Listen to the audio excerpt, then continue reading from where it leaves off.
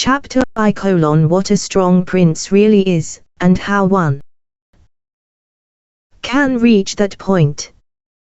When one wants to reason correctly, it is necessary to start by looking further into the nature of the subject upon which one wishes to speak.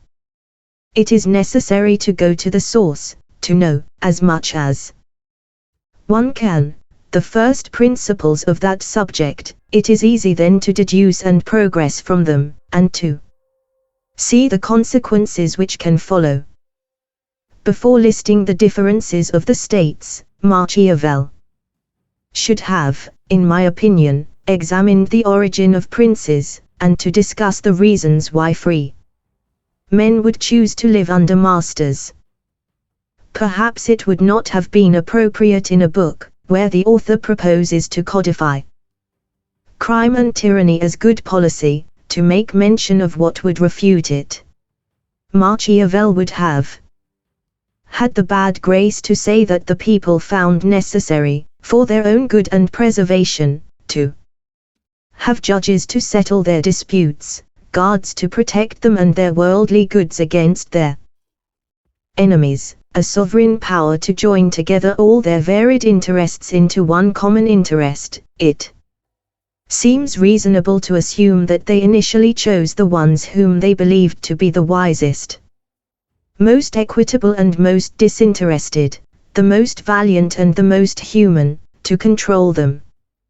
It is thus the justice, one would have to say, which must be the main responsibility of a sovereign. Since it is the prime interest of the many people whom they control, they must give it priority over any other interest of their own.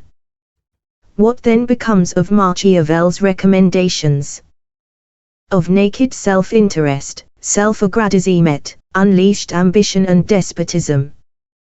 The sovereign, far from being the absolute master of the people which are under his domination, is only the first servant. As I proposed to refute in detail these malignant principles, I will speak about them as the contents of each chapter provides me the occasion to. I must, however, note that what I said of the way sovereigns come into being, makes the action of the usurper even more atrocious. It is not only his violence, he shows utter contempt for the people that he rules, and treats them like animals. The usurper will sacrifice, both all the goods of his people and their very lives, to appease his tyrants' whims and avarice. There are only three legitimate ways to become master of a country: succession, choice of the people which have the capacity, or conquest as a result of war. It should be clear as to which manner Machiavel covertly recommends. I request the reader to remember these remarks on the first chapter of Machiavel, since they are the bedrock upon which all my following reflections will stand. Chapter 2: Hereditary Principalities. People have a certain respect for all that is old, up to and including superstition, and when their heritage has the power that antiquity also has on them, it does not create a stronger yoke. They carry this tradition relatively easily. Thus I am far from disputing Machiavel on a point everyone will grant to him: hereditary kingdoms are easiest to control. I add only that the hereditary prince will be strengthened in their possession by the intimate connection between them and the more powerful family of their state, to whom the majority of princes are indebted. For some, its good is so inseparable from its sovereign house, irregardless of the current chief tenant, that it is quite possible, and sometimes necessary, that the continuity of the state demands that the dynasty of the prince be replaced by another. Therefore might be the continuation, one both certain and necessary. Nowadays, the many troops and the powerful armies that the princes hold on foot, in peace as in war, still contribute to the security of the states, they contain the ambition of the princes that control territories next to each other.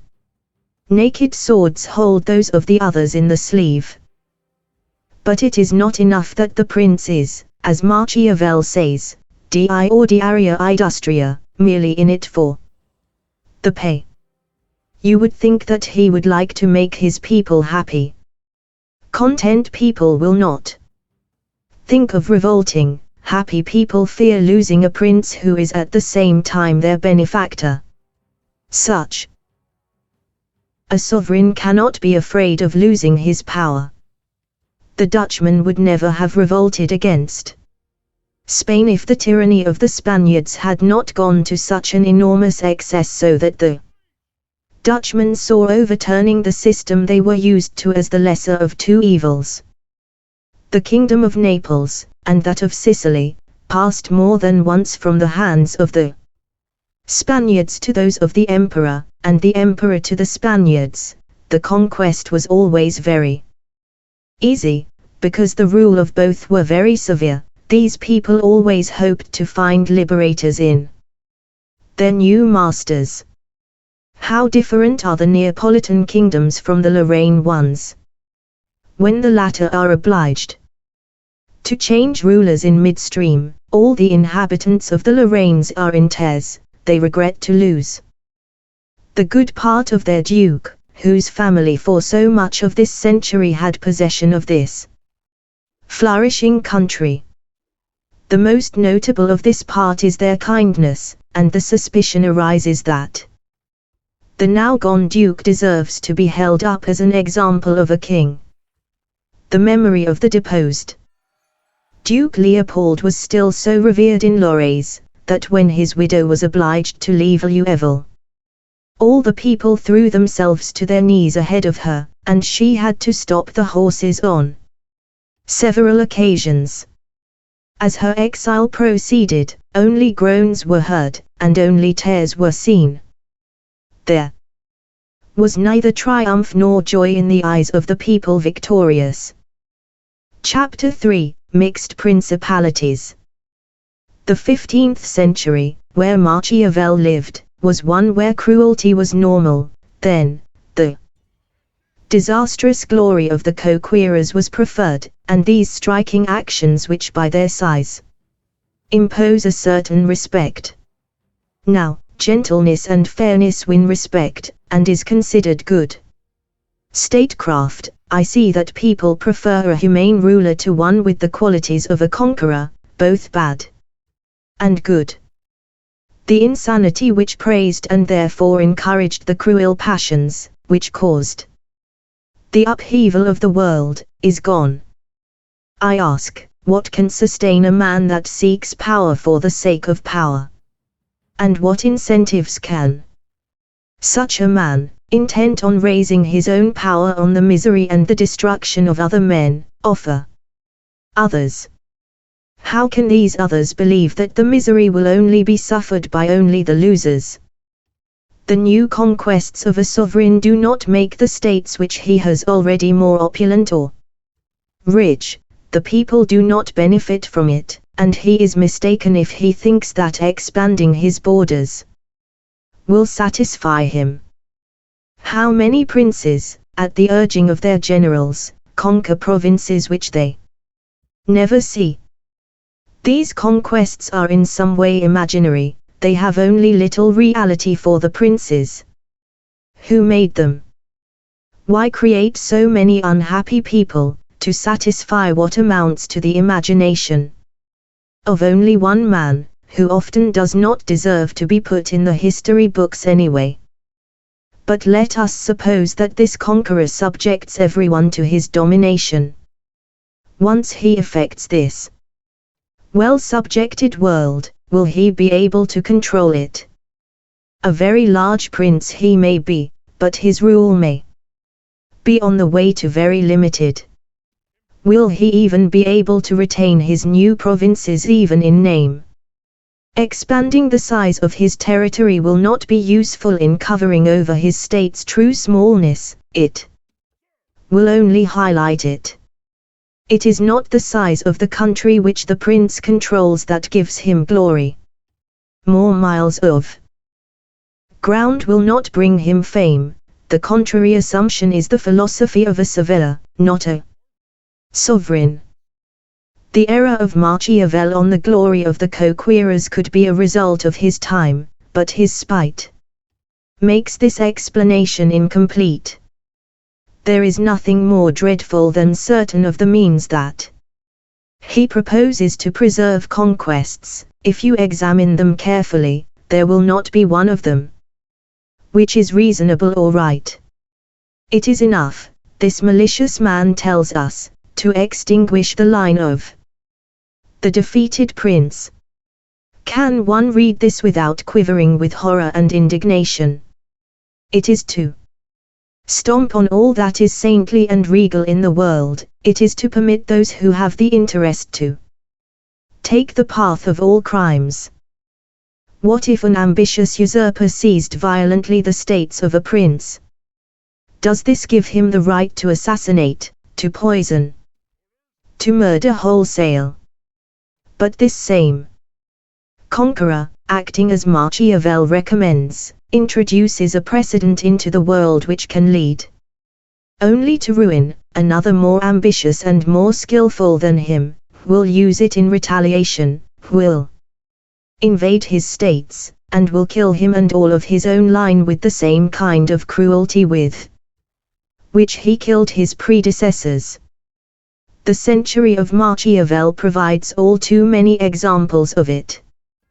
Does one not see the Pope Alexander VI deposited in a certain meadow for his crimes, his abominable bastard Caesar Borgia stripped of all that he had invaded, and dying miserably, Galeazzo Sforza assassinated in the sanctity of the Church of Milan, Ludovico Sforza, the usurper, dying in France in an iron cage, the princes of York being destroyed by the Lacasters in turn, the Greek emperors assassinating one after the other until the only beneficiary of their crimes were the Turks, who exterminated the low power of them all. So today among the Christians, there is less talk of revolution. The principles of healthy morals are becoming more widespread. The people cultivate their spirit more, they are less wild. Perhaps is this an obligation that a prince shares with the men of letters which polished Europe?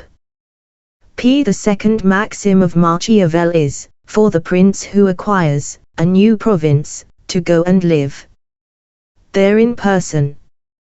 This is not cruel, and appears even rather good in some circumstances. But one must consider that the majority of the states already held by the large princes need the same thing. They cannot move and thus give up the center without the entire state feeling the effects. They are the prime movers in this body. Thus, they cannot leave the center without the ends languishing. The third maxim of policy is, to send colonies of loyal subjects from your old land into one or two places in the conquered territory, so that these may become, as it were, the keys of the province. This will be used to ensure fidelity of them.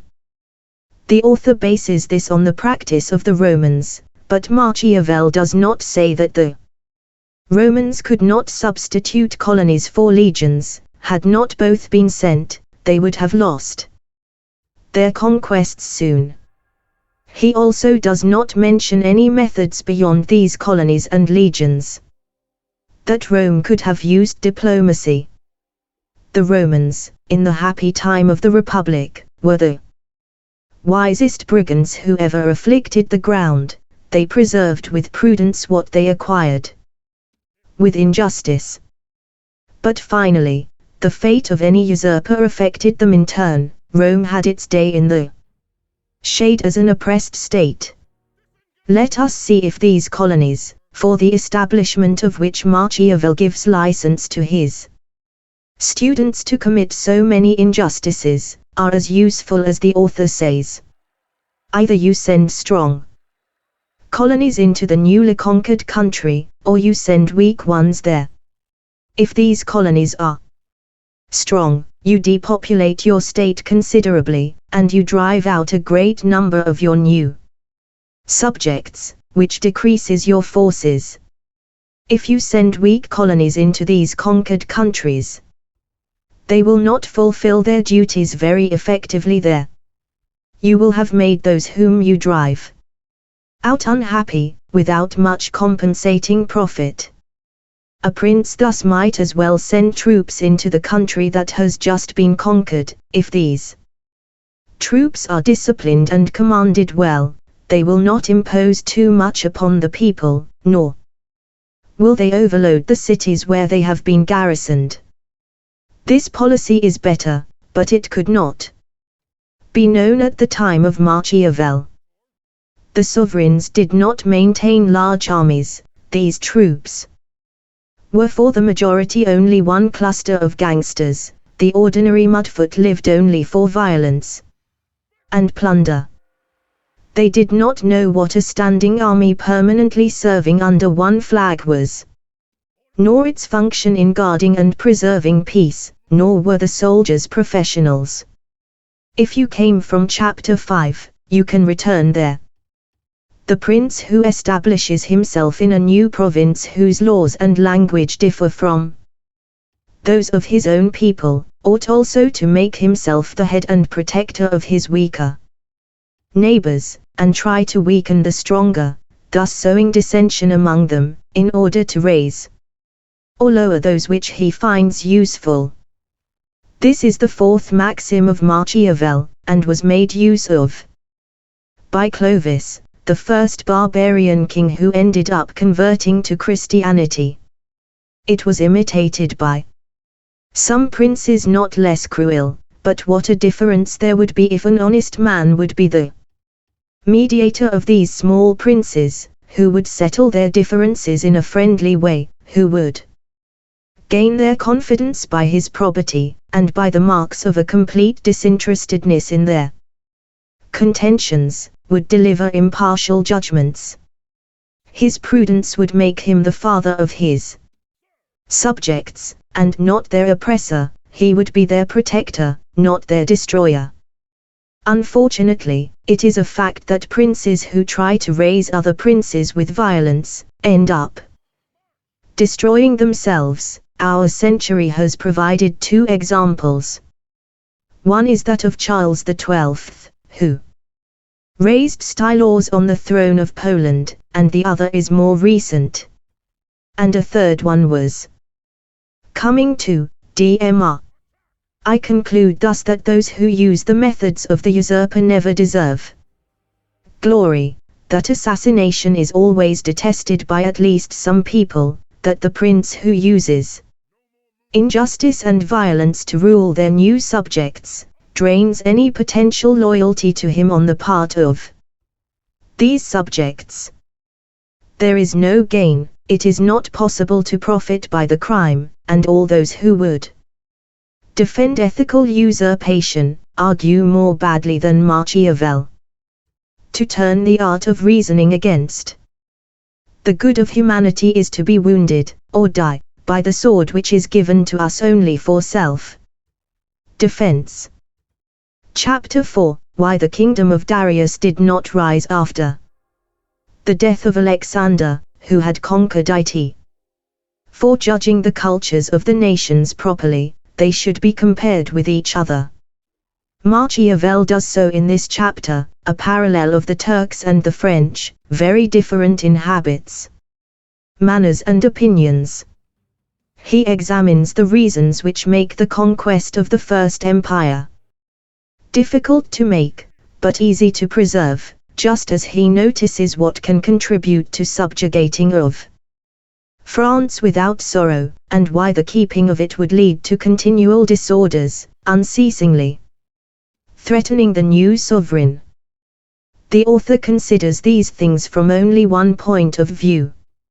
He does not discuss the structure each government has. He appears to believe that the power of the empire of Persis and The Turks was founded only on the general slavery of these nations, and on the single rise of only one man who is the absolute ruler. He is of the idea that a despotism without restriction, established well, is the surest means that a prince has to ensure reign without disorder, and resist its enemies vigorously. In Machiavel's time, one still regarded the King of France as a large prince and its nobles like small ones, who shared in some manner the power of a prince, which gave place to divisions, strengthened the parties, and fomented frequent revolts. I do not know, however, if the king is as exposed to being dethroned by his nobles as Machiavel seems to think. Only one king of France was, and this occurred in 761. The difference that there is between them is that a Turkish emperor is usually strangled by the Janissaries, and that the kings of France who perished this way were assassinated by monks, or monsters that started as monks. But Machiavel speaks, in this chapter, of general revolutions. He guessed at some of the underground springs of the river, but it seems to me that he missed the principal ones. The difference of the climates, the people's diets, and their level of education, establish a total difference between their way of living and of thinking, like the difference between an Italian monk and a Chinese scholar. The temperament of the English, stout-hearted but hypochondriacal, is completely different from the proud courage of the Spanish, and the French have as little resemblance to the Dutch as the promptness of a monkey has with the phlegm of a tortoise. It was noticed from time immemorial that the custom of the Eastern people was a spirit of constancy in their practices and their old habits, of which they are almost never depart. Their religion, different from that of Europeans, still obliges them in some way, for fear of trouble, visiting their masters, the company of not to consort with those which they call the infidel, and to avoid carefully all that could pollute their religion and upset the structure of their government. Here is what, in their countries, makes for security of the throne, rather than that of the monarch. The emperors are often dethroned, but the empire is never destroyed. The customs of the French nation are very different from those of the Moslems, and are completely, or at least partly, the cause of frequent revolutions in this kingdom. Lightness and inconstancy make the character of this pleasant nation. The French are anxious, libertines, and very inclined to be bored of all. Their love for change appears even in the most serious things. It appears that these hated and esteemed cardinals of the French, who successively controlled this empire, used to their benefit the maxims of Machiavel to lower the powerful nobles, and also used the knowledge of these customs of the nation to divert those frequent storms, of which the lightness of the subjects has threatened the sovereigns unceasingly. The purpose of the policy of the Cardinal of Richelieu was only to lower the large ones, to raise the power of the king, and to make this the basis for governing the entire country. It succeeds there so well, that today there do not remain any more vestiges in France of the power of the lords and the noble ones, which the kings claimed that the large barons misused. The Mazarin cardinal walked on the traces of Richelieu. The oppositions try to resist, but he succeeds. He stripped, moreover, the parliament of its prerogatives, an institution once strong that is only a phantom today. Louis truly is the state. The parliament has what it still sometimes thinks of as rights, but after trying to use them, it usually ends up making repentance for this error.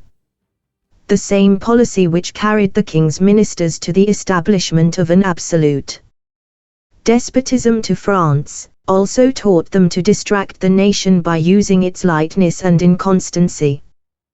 To make it less dangerous, 1,000 frivolous occupations, the trifles and the pleasures, was given in exchange for their rights and their power.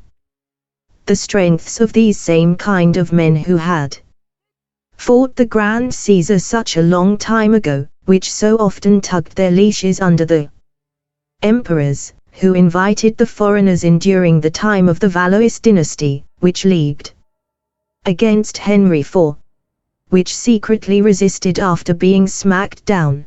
These French, I tell you, are now using their strengths to follow the torrent of fashion, and have changed, very carefully, their tastes almost continuously, to scorn today what they have admired yesterday, to put this inconstancy and frivolousness in the discharge of their duties, to change their mistresses, residences, amusements and even their hobbies. But France's powerful armies, and a very large number of fortresses, ensure that the French sovereign will possess the throne forever, and they do not have anything to fear now concerning internal wars or their neighbors invading France. Chapter V: How it is necessary to control the cities, or the principalities, which are controlled by their own laws before they were conquered. It is not, according to Machiavel, an unmixed benefit to preserve a free state which one has conquered, but it is to destroy it. It is the surest means not to fear a revolt. An Englishman had the insanity to kill himself a few years ago in London. On his table was found a note where he justified his action, which said that this way, he would never become sick again. Here is the case of a prince who ruins a state not to lose it. I do not speak about humanity with Machiavel, for it would desecrate the species. One can refute Machiavel without appeal to ideals, and also destroy the heart of his book, this devil god of his policy, and the crime it advocates. You say, Machiavel, that a prince must destroy a newly conquered free country, to secure it. But I reply, why was this conquest undertaken in the first place? You will say to me that it is to increase the conqueror's power, and to make himself more formidable. It is what I wanted to hear. To prove to you that following your maxims achieves the opposite, because of the costs of this conquest, and the ruin of the country which could compensate for the losses. You will acknowledge that a ransacked country, deprived of inhabitants, could not by its possession make a prince powerful. I believe that a monarch who yearns to possess the vast deserts of Libya and Barca would not be considered too frightening by the others, and that 1,000,000 panthers, lions and crocodiles are not worth 1,000,000 subjects, rich cities, navigable ports filled of vessels, industrious citizens, troops, and all that produces a country worth usurping. Everyone concurs that the force of a state does not consist in the extent of its borders, but in the number of its inhabitants. Compare Holland with Russia. You see only marshy and sterile islands in the former, which rise from the center of the ocean, a small republic which is only 48 miles length by 40 wide. But this small body is the very nerve center of the region. Immense people live in it, and these industrious people are both powerful and rich. They shook the yoke of the Spanish domination, which was then the most formidable monarchy of Europe. The trade of this republic extends to the ends of the world, and new trade appears almost immediately. It can maintain in times of war an army 50,000 men, without counting a many and well-maintained fleet. Throw now your eyes on Russia. This is an immense country which is presented to your sight. It is a world similar to the universe when it was drawn from chaos. This country borders on one side the Grand Tartary and the Indies, on another, the Black Sea and Hungary. Its borders extend to Poland, Lithuania, and Korlav. Sweden is the terminal on the side of the northwest. Russia can fit 300 Germanies in its width, and more than 500 in its length. The country is fertile out of corn silk and provides all the food products necessary for life, mainly around Moscow and towards the small Tartary. However, with all these advantages, it contains at most only 15 million people. This nation, whose influence is only beginning to appear in Europe, is hardly more powerful than Holland in troops of sea and ground, and is much lower to them in riches and resources. The force of a state does not consist in the extent of a country, nor in the possession of a vast loneliness, or of an immense desert of any terrain, but in the richness of its people, and their number. The interest of a prince is thus to populate a country, to make it flourish, and not to devastate it and to destroy it. If the spite of Machiavel makes for horror, its reasoning makes for pity. The kind a ruler feels for his overly patriotic surveyors, or for the man who can justify every action as a success. This august diplomat would have profited more if he had learned to reason well. The better to teach his policy for monsters to go and reside there in person. It is the third maxim of the author. It is more moderate than the others, but I showed in the third chapter the difficulties which can be opposed to it. It seems to me that a prince who would conquer a republic, after having had a just cause to make war, would also be satisfied to punish it, and to return its freedom. Few people think this way.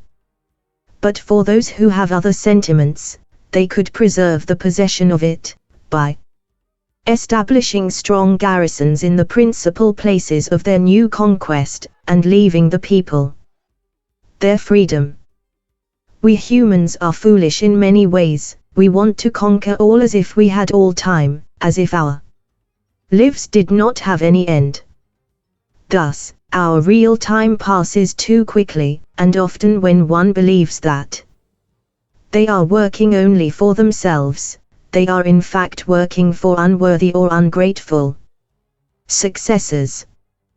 Chapter 6, New states that the prince acquires by his valor and his own weapons. If the men were without passions, it would be forgivable to see Machiavel try to give some to them. He would be the new Prometheus bringing celestial fire to breathe life into robots. But no. Man is without passions. When they are moderated, they are the heart of the enterprise, but when the brake is stripped from them, they are its destruction. Of all the sentiments which enslave our heart, none could be more disastrous for those which feel the impulse, one most contrary to one's humanity and which carries the risk of one becoming hostile to the entire world, that ambition put out of order, than an aching desire for false glory. A private individual who has the misfortune to have been born with this lust for power, is more miserable than mad. He is dulled to the present, and exists only in future or imaginary times. Nothing in the world can satisfy him, and the drunken ambition which has mastered him always adulterates the softness of his pleasures with bitterness. An ambitious prince is more unhappy than a private individual, because his madness, being proportioned to his position, is vaguer, more disobedient, and more insatiable. If honors and grandeur are used as food, he acquires the passion of those private individuals. His provinces and kingdoms nourish his ambition for more, and as it is easier for a prince to obtain funds and employment to conquer kingdoms, this power hunger of the little people can be satisfied by mere ceremony, but not that of the princes. Machiavel proposes to them the examples of Moses, Cyrus, Romulus, Theseus, and Hero. One can enlarge easily this catalogue by other founders of sects, like Mohammed in Arabia, of Mango Capac in the Americas, of Odin in the north, of so much more sectarians in all the globe. The Jesuits of Paraguay should have a small place in this list, which can for only be glorious for them, putting them in the number of the legislators. The bad faith with which the author uses these examples deserves to be pointed out. It is wise to discover all the smoothness and tricks of this seducer. Machiavel shows ambition only in its beauty, if it has any at all. He speaks only about the ambitious which were assisted by fortune, but he keeps a silence, that is truly deep, about those which were the victims of their passions. This gives his work a bias towards imposing them on the world. One could not see easily that Machiavel plays, in this chapter, the role of apologist for the crime. Why does Machiavel speak of the first legislator of the Jews, the first monarch of Athens, the conqueror of Mede, the founder of Rome, all of whom succeeded beyond question, and not add the example of some head of a new party or sect which failed, to show that if this ambition makes some arrive, it makes even more lose? What of Jean Delide, head of the Anabaptists, whose success consisted of being tortured, burned and hung in an iron cage in Munster? If Cromwell were happy, was his son not dethroned? Did he not see the exhumed body of his father being carried to the gibbet and scorned? Did not at least 3 or 4 Jews, whose names we know, who said I am the Messiah, and perish in the torments? And didn't the last end up being a kitchen servant of a lord after having been done in by the Moslems? Pepin the Short deposed the French king in the year 781 with the approval of the Pope Stephen III, Pepin's own servant turned master. The Pope wanted Pepin dethroned as well. Wasn't he assassinated with the same approval? Can you not count more than 30 heads of sects, and more than 1,000 others who wished to be so, who finished by violent deaths, leaving only failure?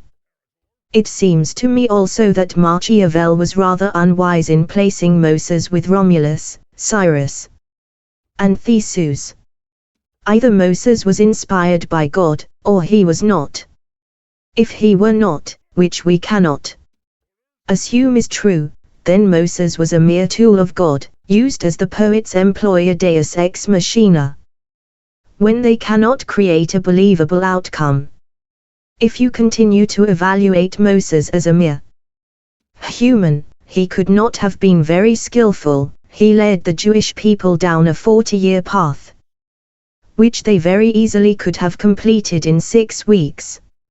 He secured very little benefit from the enlightenment of the Egyptians. In this criterion, he was much lower than Romulus, Theseus, and the other heroes.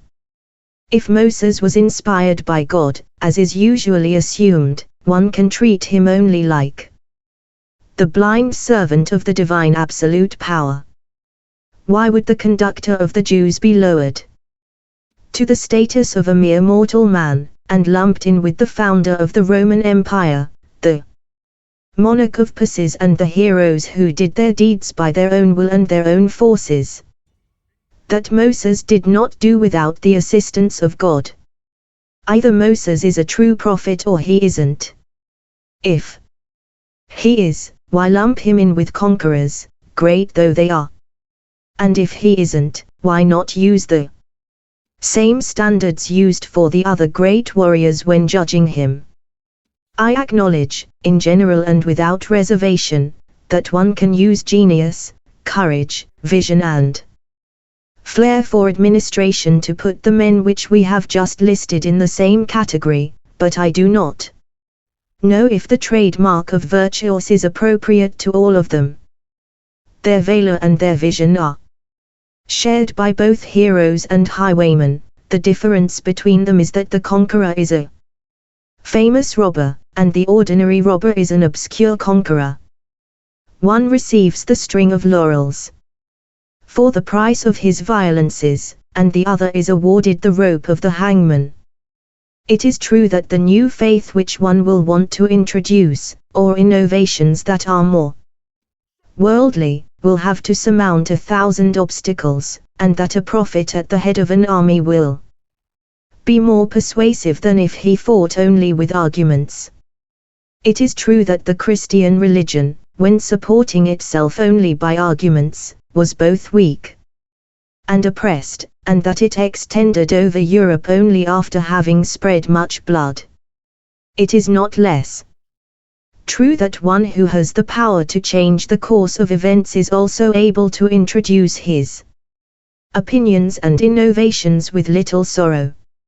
How many religions, how many sects were introduced, both easily and loosely? There is nothing that works better than fanaticism to push innovations. And it seems to me that Machiavel uses a tone, when discussing this matter, that is too decisive. It remains to me to make some reflections on the example of Hero of Syracuse, that Machiavel proposes as a role model for those which will rise by the help of their friends and their troops. Hero demolished both his friends and his soldiers, who had helped him in the execution of his plans. He found new friends, and raised other troops. I say, in spite of Machiavel and of the ingrates, that this policy of Hero is very bad, and that it is much more prudent to trust the troops which have tested and known value, and have friends whose loyalty has also been tested. The new and unknown ones are also unsafe. I leave the reader to push this reasoning further. All those who detest ingratitude, and who truly value friendship, will not remain neutral on this matter. I must, however, inform the reader to pay attention to the different direction that Machiavel takes with these words that are not mistaken. Without the occasion the virtue vanishes. This means, according to him, that without favorable circumstances the cheating ones and the bold ones could not make use of their talents. Machiavel judges only by the results of the crime. This explains the darkness of this author. It seems to me in general, to conclude this chapter, that the only occasion where a private individual can without crime rise to the throne, is when it is in an elective kingdom, or when he saves his fatherland. Sobieski in Poland, Gustav Vasa in Sweden, Atwarius in Rome. Here are heroes of these two kinds. Caesar Borgia is the role model of the Machiavellians. Mine is Marcus Aurelius.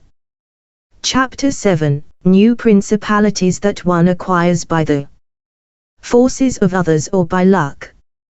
Compare the Prince of M. D. Philo with that of Machiavel.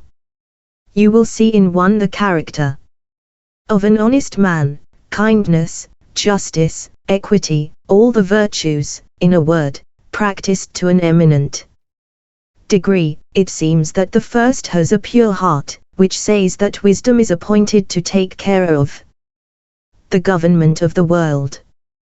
You will see in the other the degenerate, cheating, perfidy, treason, and all the crimes.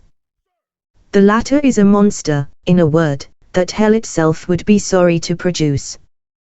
But if it seems that our nature approaches that of the angels by reading Telemaque, it appears that it approaches the demos of hell when one reads Machiavel's Prince.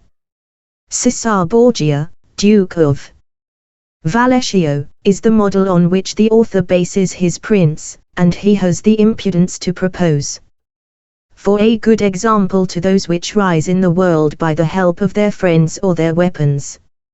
It is thus very necessary to know who Cesare Borgia was, in order to form an idea of Machiavel's hero, and of the author who praises him. There is no crime that Cesare Borgia did not commit. He assassinated his brother, his rival in glory and love, and almost ended up with his own sister. He massacred the Swiss that were ruled by the Pope, his father, for revenge against some Swiss individual which had offended his mother. He stripped rich cardinals and men of their wealth to appease his cupidity. He removed Romage, Duke of Urbino and one of Cesare's mentors and patrons, and replaced him with the dead Cruel d'Orco as his under-tyrant. He assassinated, by a dreadful treason in Siagaglia, some princes, whose crime was that they stood in his way. He bedded, and misused, a Venetian lady. What cruelties were not the result of his? Who could count all his crimes? Such was the man that Machiavel prefers to all the great geniuses of his time, and to the heroes of antiquity, and of which he finds the life and actions make a good example for those that fortune favors. But I must tackle Machiavel in greater detail, so that those which think like him do not find more hiding places, and there does not remain any hope of dismissal out of hand with their spite. Cesare Borgia based his plan for self-aggrandizement on the dissension of the princes in Italy.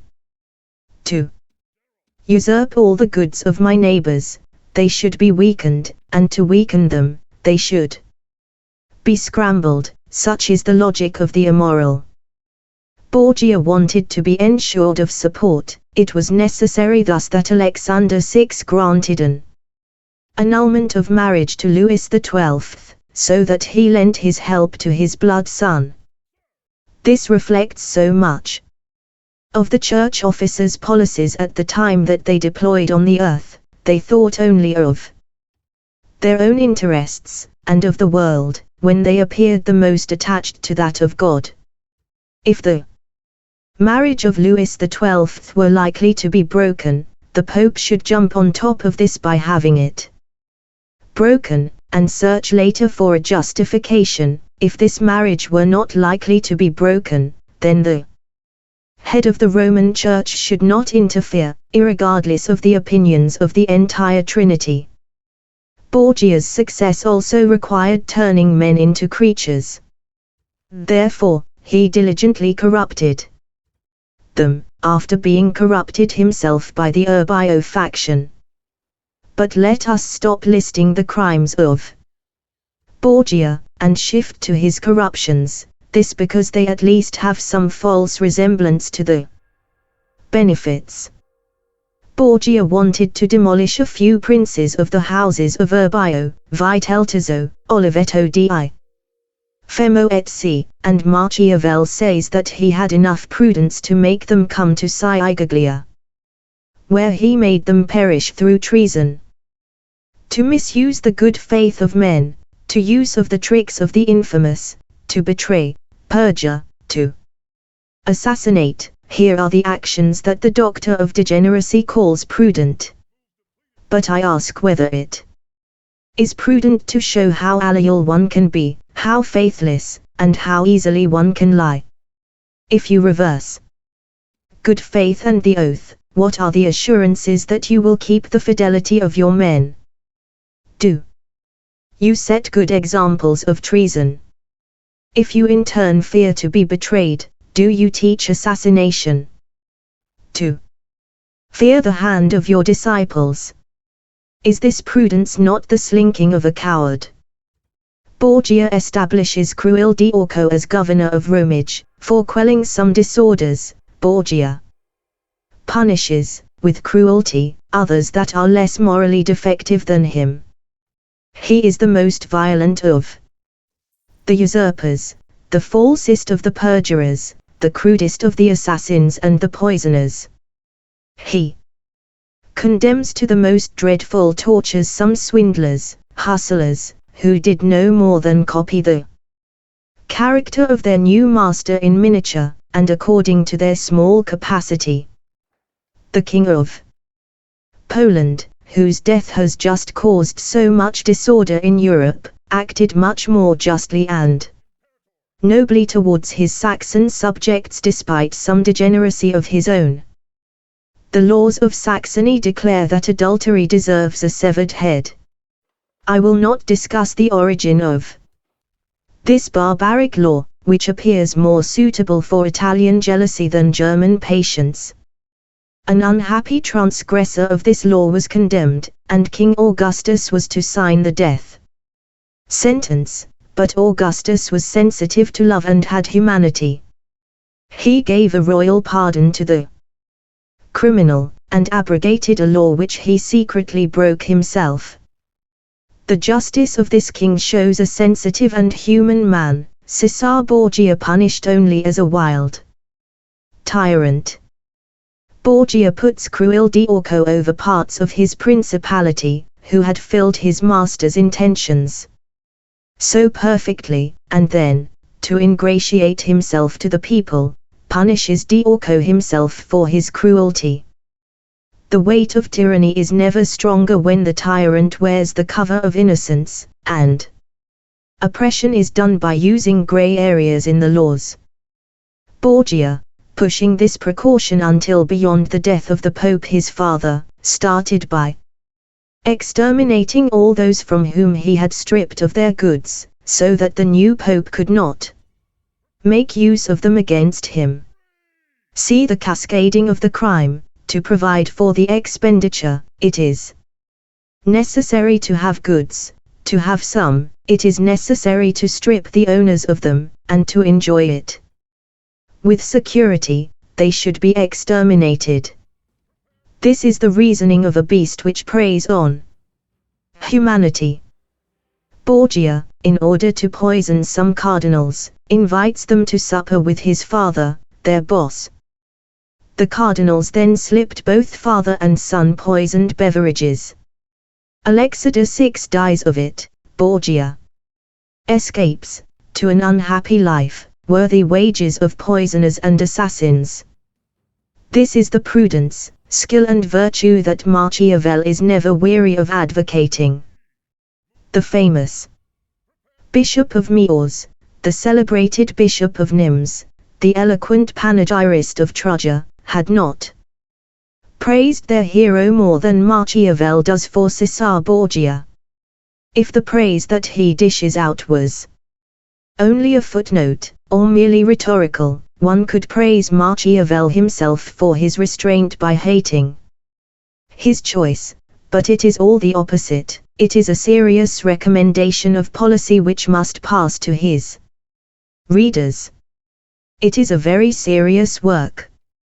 Machiavel is so arrogant, that to grant any praise to this most abominable monster, which would make Caesar himself vomit on the ground, is to justify his cold blood, and his hatred of mankind. Chapter 8, Those who became princes by crimes. I will proceed to use only the proper words of Machiavel, to confute him. What could I say of him that would be more atrocious, if not that he gives here the rules for those whose crimes increase with their power? It is the title of this chapter. If Machiavel teaches crime, if he offers a curriculum of faithlessness in a university of traitors, it would not be astonishing that he discusses matters of this nature, but he speaks of all. An author, in his publication, communicates to the universe, and he addresses himself principally to those men that are the most virtuous, since they are destined to govern the others. What could add more to the infamy and insolence of the world than to teach them treason, perfidy and murder? It better for the human race if the example of the several men that Machiavel does himself a pleasure to recount, of De Agathical, De Oliveto and of course Femo, that people remain unaware of them. The life of an Agathical, an Oliveto and a Femo as a role model is capable of developing in a person their aptitude for amorality, this dangerous germ that it contains for our faith that sprouts with ignorance of the good. How many young people have spoiled their spirit by the reading of such ethics in novels, that neither see nor think any more than a Gardalia or Medea. There is something contagious in this manner of educating. If it is allowed for me to express it thus, it is a virus passed from one spirit to the other. The extraordinary man, this king adventurer, worthy of the ancient honor of chivalry, this hero vagabond, of which all the virtues, pushed to a certain excess, collapse into vices, Charles XII of Sweden, in a word carries since his innocent childhood the potential of Alexander the Great in himself, and several persons that knew this Alexander of the North well, know that he was the quite curse that ravaged Poland. Stylos was the legitimate heir according to the customs of succession, but the Battle de Arbelis, and the defeat of Pultowa, was the electoral recount that prevailed. Would it be allowed for me to go down from such a great example to the least? It seems to me that when the history of the human spirit is discussed, and the differences of conditions and of the states disappearing, the kings are revealed as only men, and that all men are of equal souls, and that some events cannot be explained as responses to sense impressions, or as mere adjustment to conditions weighing on the human spirit. All England saw what had arrived in London a few years ago, a rather poor comedy under the title of The Robbers, in which the audience took turns playing the beggar. The subject of this part was the moral flexibility and shamelessness of robbers. This was found when many people realized, when coming out of these performances, that their rings, snuff boxes and watches were gone. The author made disciples so promptly, that they even practiced his lessons in the floor. This proves enough, it seems to me, how pernicious it is to promote bad examples from the authority of a stage. The first reflection of Machiavel on Agathical and Femo lists what kept these two at the head of their small states, in spite of their cruelties. The author attributes this to them committing these cruelties selectively. To be prudently barbaric and to exert tyranny responsibly means, according to this policy, to carry out all in one blow, and at this time commit all violence and all the crimes that such a prudent usurper judges to be useful to his interests. Just assassinate those whom you suspect and are wary of, and those who declare themselves your enemies, if only by behavior, but do not drag out your revenge. Machiavel approves actions similar to Sicilian Vespers, with their frightening massacres like street Bartholomew's, where cruelties which make normal people vomit were inflicted. This monster does not dismiss out of hand the horror of these crimes provided one executes them in a manner which disciplines and pacifies the people, which frightens at the time the new prince's honeymoon period. It gives this advice for the reason that the ideas which are refuted by successive and continuous cruelties, during this brief period, disappear more easily from the public mind. Machiavel considers it not that bad to kill 1,000 people in one day, or to assassinate by intervals. During this brief period, it is not yet easy to confute the dreadful morals of Machiavel until his falseness and insincerity is also seen. Firstly, it is false, as Machiavel reports it, that Agathocles enjoyed in peace the fruit of his crimes. He was almost always at war against Carthage, he was even obliged to give up in Africa.